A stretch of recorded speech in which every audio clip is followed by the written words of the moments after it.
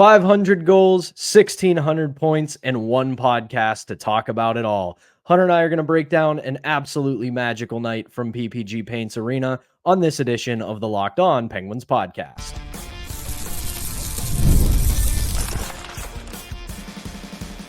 You're Locked On Penguins, your daily podcast on the Pittsburgh Penguins, part of the Locked On Podcast Network, your team every day.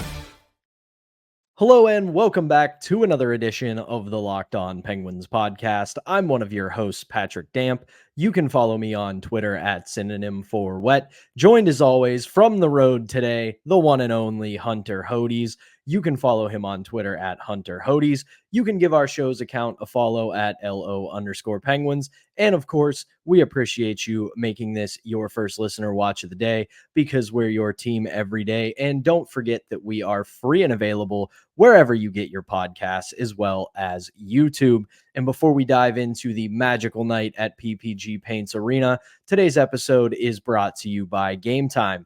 Download the Gametime app, create an account, and use promo code LOCKEDONNHL for $20 off your first purchase. It was just that, Hunter. A magical night at PPG Paints Arena on Wednesday night.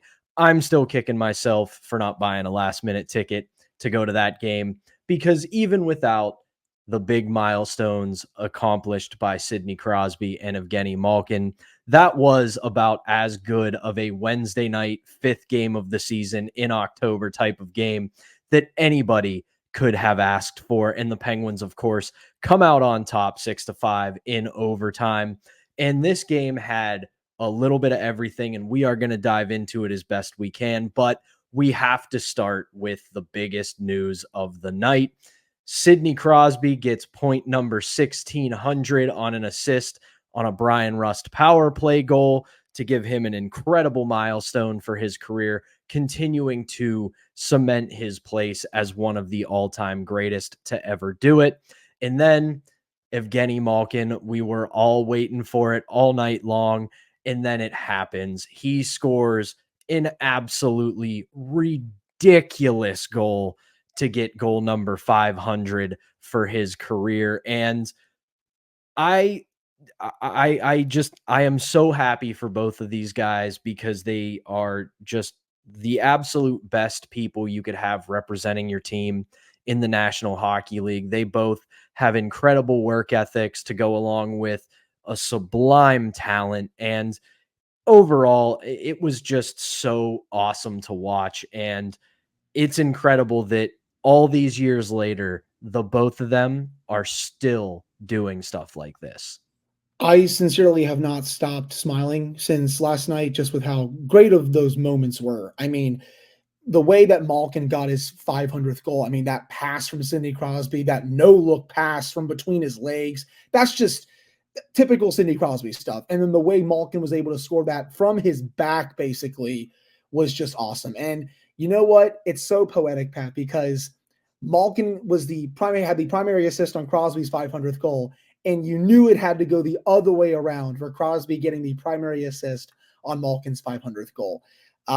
Just a fantastic moment. I loved when all the Penguin players came off the bench to maul Malkin. The fans were just going crazy. And then Crosby getting his 1,600th point, and just the way that he was able to work down low, which is his office, just absolutely toyed with the Sabres there and toyed with the Sabres all night, honestly. And I understand these last couple of years have not gone the way a lot of fans wanted them to, just because, you know, when they brought back Letang and Malkin, that former front office was like, yeah, like, you know, we're going to continue to try and win. That's why we brought these guys back. And again, I understand they haven't made the playoffs, but I would not trade these moments for anything. It would feel weird if Evgeni Malkin accomplished his 500th goal with another team. Same with Sidney Crosby accomplishing his 1,600th point with another team. That is one of the main reasons why I just never want these guys going anywhere else, and I want them to retire together. And the fact that they're still playing at this high of a level goes to show how great they are overall. I mean, Evgeni Malkin already has 11 points in 5 games. He leads the NHL in scoring at age 38. According to Bob Grove, he's never had 11 points in 5 games to open the season. He's 38, and he's playing like this. His skating is off the charts. he's bullying everyone in the offensive zone. He is taking the puck and he's like, okay, you're not taking it from me. I'm just going to toy with you guys all night. He did that all night against Buffalo. And I was so happy they were able to come back in the final minute, get that 6-on-5 goal before winning it in overtime, because it would have been such a downer if they lost that. With so much history that both of them accomplished, you couldn't lose that game. And that's why I was so thrilled that they were able to find a way to tie it before winning it in overtime. But congratulations to Evgeni Malkin and Sidney Crosby, and I can't wait for so much more history between those two. I mean, you look at, points all time right now. Evgeni Malkin has 1,307 points. That's 36th all time in NHL history. He only needs 47 to tie Brendan Shanahan for 28th all time. And with the way he's going, he's definitely going to hit that this year if he stays healthy. And then Sidney Crosby, now one of only 10 players in NHL history to hit 1,600. And if he didn't have that concussion, buddy, he probably would have 1,750 to 1,800 points by now.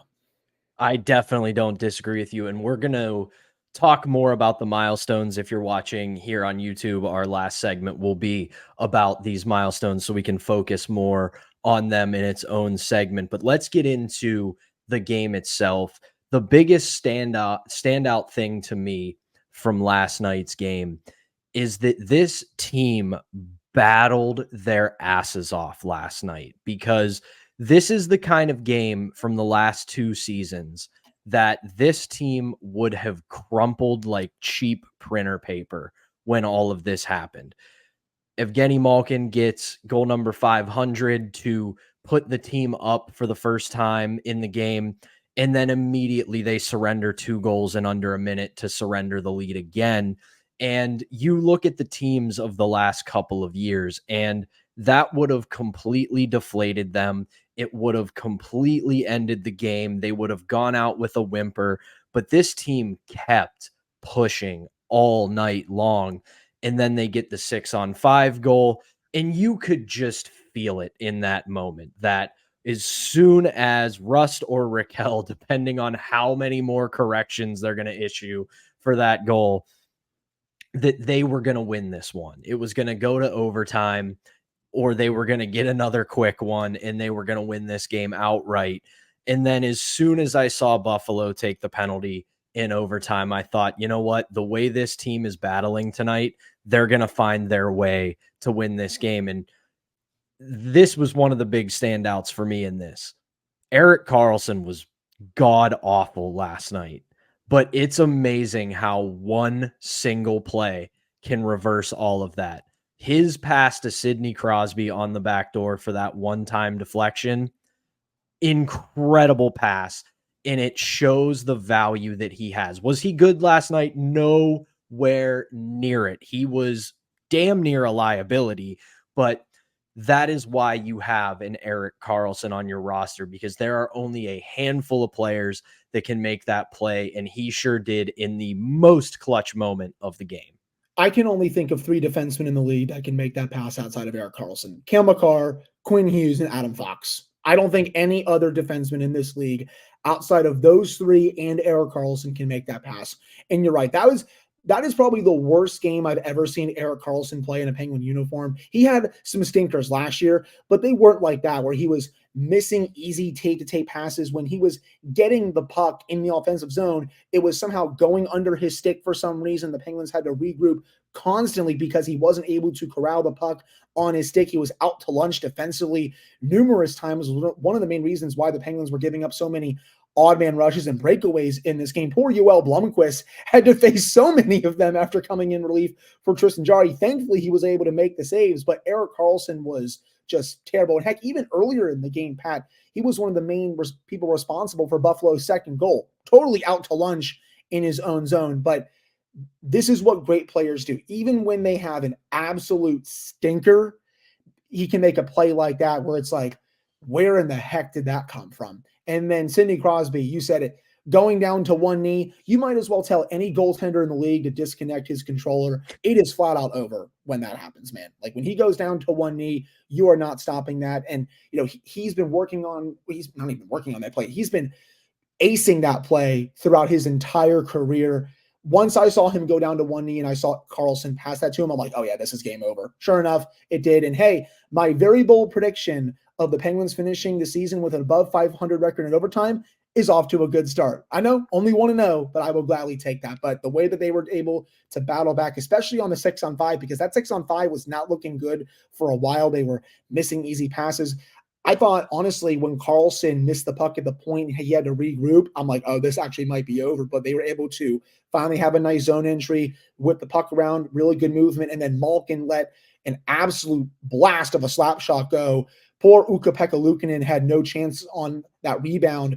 And both Russ and Raquel right there to crash the net. Boom, tie game. And it was awesome to get that extra point because you need those points, especially later in the season, if you want to, obviously be in the race come March, come April, and especially with the schedule coming up here, Winnipeg, Vancouver, Edmonton, you needed that extra point in overtime. You really did. And like you said, that point is so important. And the point I always make is you can only play the game and the team in front of you. Yeah, we can sit here and talk about how outside of the Rangers in Toronto, it's been a little bit of a soft schedule for the Penguins to start off the season in the first 2 weeks, but you can't sit there and say, please, sir, can you give me harder competition? You can only play the teams that are on your schedule. So if you beat those teams and stack those points, it puts you in a better position once you get down to the nitty gritty of the season. And we know that there's going to be a lot of heavier competition once we get closer to the stretch run, once we get to February and March. So putting those points in the bank is extremely important right now. And if we're going to take away some negatives, which we're going to have to do that in our second segment. And yes, it's what we're going to have to talk about once again, and that is the goaltending. But we will do that when we return right after this, and that is after we tell you about our first sponsor, which is FanDuel. NFL fans, you can start the season with a big return on FanDuel, America's #1 sportsbook. So when you get a hunch in the middle of the game, say when you're watching Sunday Night Football from Acrisure Stadium, when the New York Jets come to Pittsburgh for a primetime showdown, you can check out the latest stats, view live play-by-play, and so much more on the same page where you place your bets. You'll get started with $200 in bonus bets guaranteed when you place your first $5 bet. That's FanDuel.com, America's #1 sportsbook. All right, welcome back to a Victory Thursday episode of the Locked On Penguins podcast. I'm Patrick Damp, joined by Hunter Hodes, who is on the roadies today. And unfortunately, after a lot of the good vibes of the first segment, we got to bring this thing back down to earth. And once again, we have to talk about Tristan Jarry.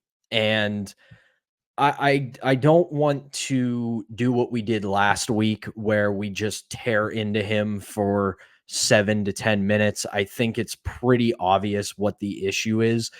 The goals are soft. The decision making is just not there for him. And it's cliche, and I know it feels like a cop-out, but eventually you're allowed to make a save. You referenced the second goal in the first segment that Buffalo scored where Karlsson was absolutely out to lunch, but it's another example of a shot from essentially the bottom of the circle with no screen, and he just gives it up. You have to make that save. And the same thing can be said about the third goal as well. It was not great defense. It was a reckless pinch and a bad decision that leads to an odd man rush. And yeah, it was a great shot, but again, you need a save there. And you saw that from Blumquist when he replaced him. There were moments that bad defense led to breakaways. Bad defense led to more odd man rushes, and he was able to make the save. There was even a moment where the broadcast thought that Buffalo scored, but Blumquist made a great save. And you eventually can ask your goalie to make a save. And before I hand it off to you, Hunter, this is the one point I wanted to make.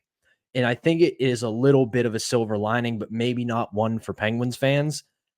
I think at this point, there is just some kind of mental block with Tristan Jarry in a Penguins uniform.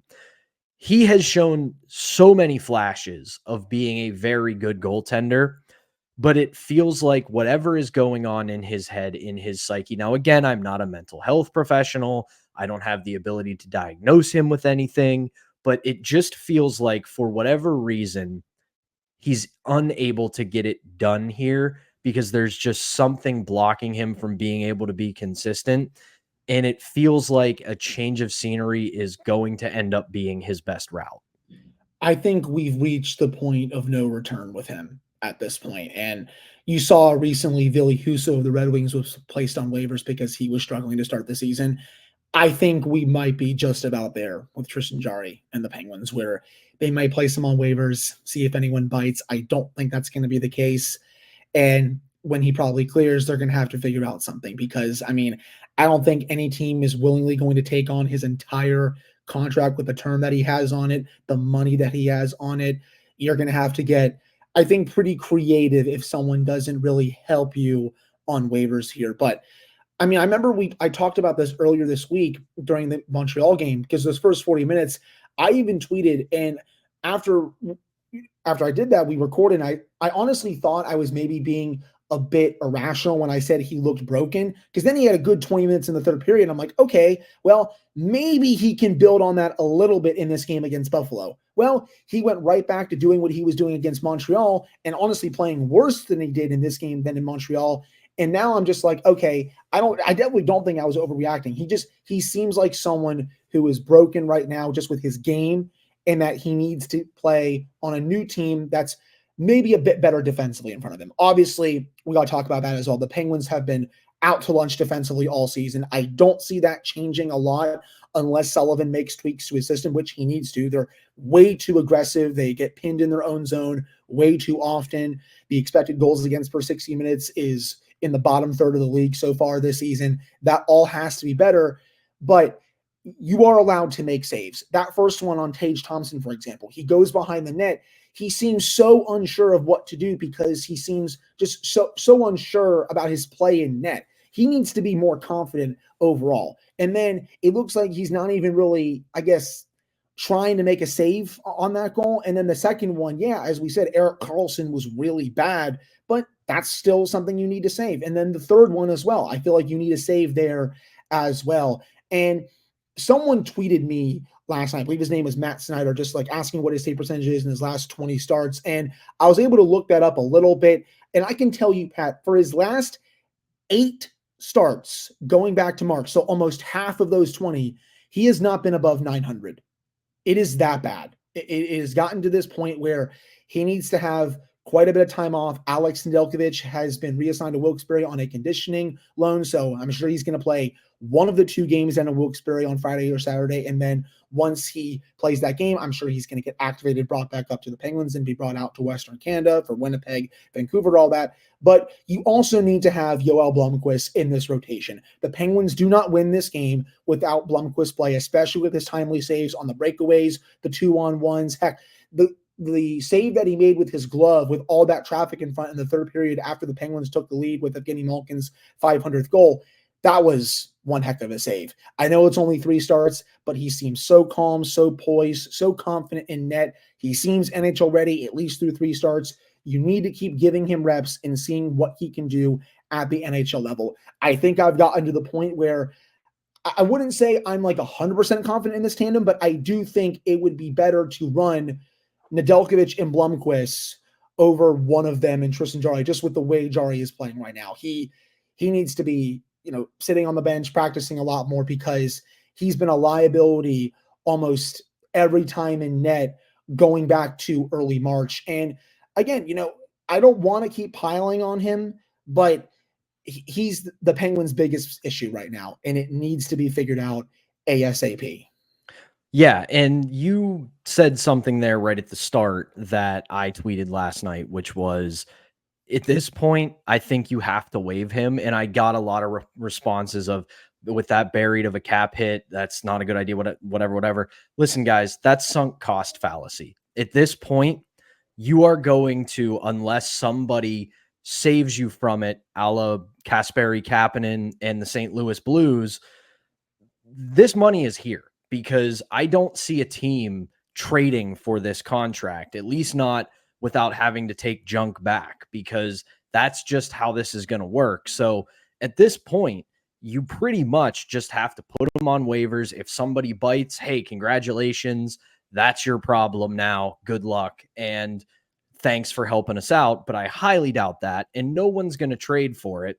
So you have to send a message. You have to tell him that you are losing your starting job. You are losing the net if you haven't lost it already, because you can blame a lot of defense for this. And I agree, their defensive system is terrible. I have been advocating for it to change all summer, but they clearly aren't. So this is what you got to do. And if Yoel Blumquist, as a young kid, can come in with this level of poise and make saves, and this team's stated goal is to get back to the Stanley Cup playoffs, I don't care if Yoel Blumquist goes down the same road as Matt Murray and now Tristan Jarry. In the here and now, he's making saves, he's keeping this team in games, and that's who you have to play. And if Alex Nedeljkovic repeats what he did at the end of last season, even though it was kind of the same as Tristan Jarry, they just remembered how to score, that's what you have to do. So this is going to be a problem we're going to have to keep our eye on for the rest of the season. But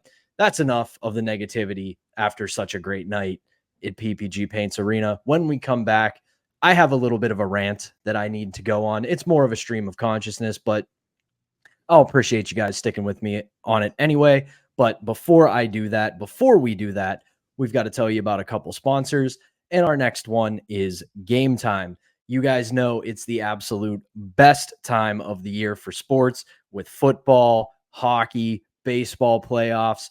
NBA's right around the corner, and there is absolutely no substitute for catching it all live. And Gametime is your place to get those tickets. Gametime has a new feature called Gametime Picks that makes getting tickets for your favorite live events even easier. Gametime filters out the fluff and shows you only incredible deals on getting great seats, so you don't have to waste time searching through thousands of tickets.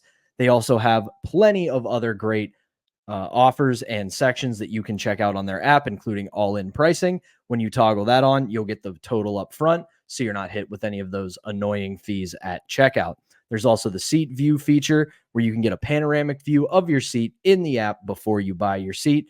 And Gametime ticket coverage gives you the most flexible customer service policy in the ticketing industry. So take the guesswork out of buying tickets with Gametime. Download the Gametime app, create an account, and use code LOCKEDONNHL for $20 off your first purchase. Terms apply. Again, create an account and redeem code LOCKONNHL for $20 off.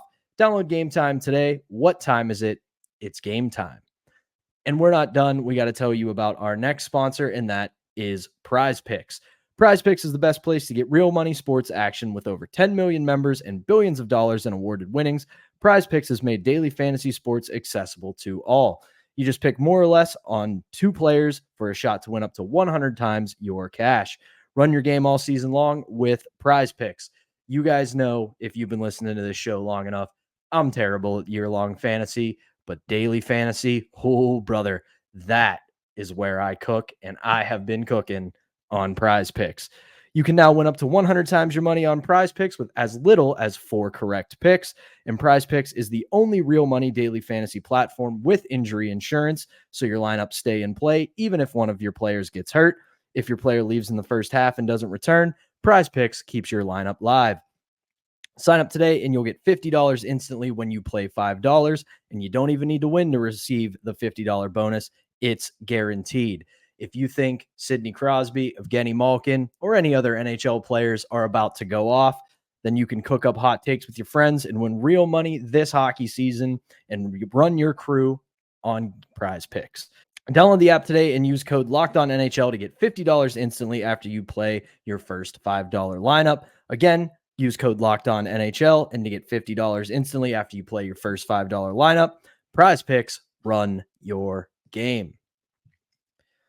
All right, welcome back to the Thursday edition of the Locked On Penguins podcast. I'm one of your hosts, Patrick Damp, joined as always by the one and only Hunter Hodes. And I told Hunter this morning when we were getting this episode planned, and I said, listen, I got a rant, a little bit of a stream of consciousness I got to go on. And Hunter, you kind of stepped on a little bit of it in the first segment when we were talking about the milestones achieved last night. Geno's 500th goal, Crosby's 1600th assist. But there's one thing I have to admit to everybody right now. When the TNT broadcast said at one point that his 500th goal and who gets the primary assist, who else but Sidney Crosby, I started crying. I absolutely started tearing up because I want to put it this way. I'm 34 years old. So Sidney Crosby and Evgeni Malkin and Chris Letang and way back when Jordan Stahl, Marc-Andre Fleury, all those guys started coming up and becoming a part of the Penguins right as I got into high school. And then they have been a part of my life since then, when I went through college and then getting into the real world and everything else in between. So these guys in this team means so much to me in everything in my life. And you can call me a fanboy, you can call me unserious, you can say whatever you want, but remember, at the end of the day, despite the two of us doing this podcast and being analysts and being writers and everything else that we do, we still root for this team. We still root for this team's success. We want them to succeed. Yeah, sure. People are going to tune in when we rant and rave after they score on their own net in Arizona, but I would much rather this team be a contender. And all of that, I want to take everybody through a scenario that you quickly mentioned. Imagine just a couple of years ago when Chris Letang and Evgeni Malkin were free agents and it looked like they might not return and they go somewhere else. And then right after that, the team says, you know what, this rebuild's on. Let's get everything in the world for Sidney Crosby and trade him somewhere else. And let's say all that happens. When that would have happened, that would have been 2 years ago.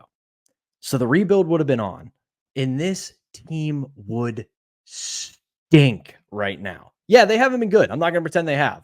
But they'd be much worse than a bubble team or a middling team. They would be like San Jose, like Anaheim, like all those rebuilding teams right now. And it would be difficult to watch. And those three guys would still be playing somewhere. And are you going to tell me that if you watched Evgeni Malkin score his 500th goal in a different uniform, or Sidney Crosby scoring his 1600th point in a different uniform, that it wouldn't feel like your heart got ripped right out of the center of your chest? Because it would hurt. And listen, these guys have set a standard in this town for victory, for success, for excellence. And I love them for it. And we love them for it. And it has raised our expectations to a point where we expect nothing less. And I get it, man. There is no better feeling than winning. It's the best feeling in the world. But for 20 years, these guys have been near or at the peak of the National Hockey League. And they have given us everything of themselves. They have spent more than half their lives as Pittsburgh Penguins. And with everything they've done, the championships, the milestones, the accolades, the deep playoff runs, if this is how they want to end their careers, playing together in Pittsburgh and staying together until they retire, with everything they've given us, we should be happy for that. That's not to say you shouldn't critique them. If they're going to come out and say, we want to make the playoffs, hold them to that standard. But just keep in mind that for 2 decades, these guys have been the class of the National Hockey League. So yeah, it sucks that they're not a contender anymore, but I don't want to see that Sports Jeopardy bar trivia fun fact that's like, he played 20 seasons for the Pittsburgh Penguins, but many people forget he spent 1 year in Montreal. So I know it sucks. I know it's frustrating, but damn it, I don't want to see these guys in any other uniforms. No, I agree. And I obviously was wanting them to resign for plenty of reasons, Malkin and Letang, that is, a couple of years ago. Number one being because I wanted them to keep going for the playoffs, trying to squeeze one more last deep run. And that's what the front office was saying at the time, the Ron Hextall front office. Like, yeah, We wanted to bring these guys back. We want them to A, retire as Penguins, and B, we want to build a competitive team and try to do this one more time and get them another Stanley Cup. That was the main reason. But another reason, at least for me, was because I wanted these big three players to hit all of these milestones throughout their careers before they called it quits. And yeah, you can say to me, "Oh yeah, you put them above the team, blah blah blah." You can say that if you want. I don't care if you say it, to be honest, because you know what? Yeah, I kind of do. I mean, I grew up with these three. They came into the league when I was in elementary school, well before I graduated 5th grade. I'm going to be 27 in a month, and they've been in my life for over, again, 2/3 of my life at this point.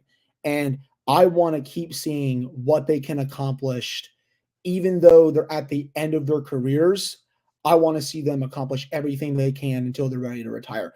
Does that mean they may not make the playoffs this year or in future years? Yes, there's a very good chance that happens. But you know what? I'm just happy that all of them are going to go out together after accomplishing so much with this team with 3 Stanley Cups and continue to accomplish individual stuff overall these next few seasons. I'm just so happy after a night like last night. And you're right, it would have hit very weirdly if Evgeni Malkin accomplished that with a different team. Same with Sidney Crosby, if he wanted to be traded, for example, after this season and accomplish other stuff with another team and all that stuff. They deserve to go out like they came in, and I'm just super stoked. And also, we should shout out a couple other players from this performance. Drew O'Connor and Jesse Puljujarvi, 2 great goals last night. Jesse Puljujarvi, what a backhand that was, and what a season he's having. And Drew O'Connor, the way that he was able to wait out Ukko-Pekka Luukkonen, that to me was superb. 2 really nice goals for them last night. But Pat, that was a really great inspired speech, and I wholeheartedly agree with you, and I'm right there with you, man. Yeah, I just want to make sure there's that perspective, just because I get it. It's frustrating. You want them to win, and those emotions can overtake people. But just remember, we have been beyond spoiled to have these guys in our city. But that is going to do it for the Thursday edition of the Locked On Penguins podcast.